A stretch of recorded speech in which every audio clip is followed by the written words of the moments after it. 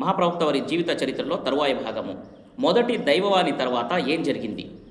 మొదటి దైవవాణి తర్వాత ప్రవక్త గారు ఇంటికి బయలుదేరతారు. భయంతో ప్రవక్త గారి గుండె ధడధడ కొట్టేసుకుంటుంది. ఇంటికి చేరిన తర్వాత భార్య ఖతియతుల్ కుబ్రా వారితో అంటారు, నాకు దుప్పట కప్పు, దుప్పట కప్పు అంటారు. దుప్పట కప్పిన తర్వాత భయం కాస్త తగ్గుతుంది. మరియు తగ్గిన తర్వాత భార్యతో అంటారు, నాకు ఏదో జరిగింది, నేను మరణిస్తానేమో అన్న భయం నాకు పట్టుకుంది అని చెప్తారు.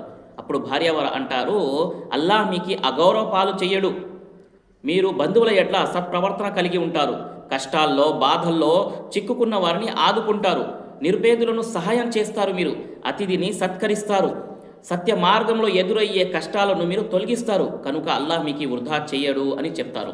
తర్వాత తమ పిన్న తండ్రి కుమారుడైన వర్కా బిన్ నౌఫల్ వద్దకు ప్రవక్త గారికి తీసుకెళ్తారు. వర్కా బిన్ నౌఫల్ ఎవరు? వర్కా బిన్ నౌఫల్ ఆ రోజుల్లో క్రైస్తవ మతాన్ని స్వీకరించి హిబ్రూ భాషలో రచనలు రాసే ఆయన. ప్రవక్త గారు జరిగిన పూర్తి సంఘటన వర్కా బిన్ నౌఫల్కి తెలియజేస్తారు. వర్కా బిన్ నౌఫల్ అంటారు, నీ వద్దకు వచ్చింది ఎవరో కాదు, అల్లా మూసా వద్దకు దైవవాణి పంపించిన జిబ్రైల్ దూతే నీ వద్దకు వచ్చాడు.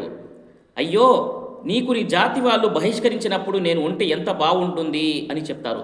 ప్రవక్త వారు అంటారు, నా జాతి వాళ్ళు నన్ను ఎందుకు బహిష్కరిస్తారు అంటే, అప్పుడు వర్కా బిన్ నౌఫల్ అంటారు, ఈ విధంగా దైవవాణి పొందిన తర్వాత దాన్ని ప్రచారం చేసిన ప్రతి వ్యక్తికి తమ జాతి వాళ్ళు బహిష్కరించారు, నేనే గనక ఆ రోజుల్లో ఉంటే నీకు సహాయం చేస్తాను అని వర్కా బిన్ నౌఫల్ చెప్తారు. కానీ ఈ సంఘటన జరిగిన కొద్ది రోజుల తర్వాత వర్కా బిన్ నౌఫల్ వారు మరణిస్తారు.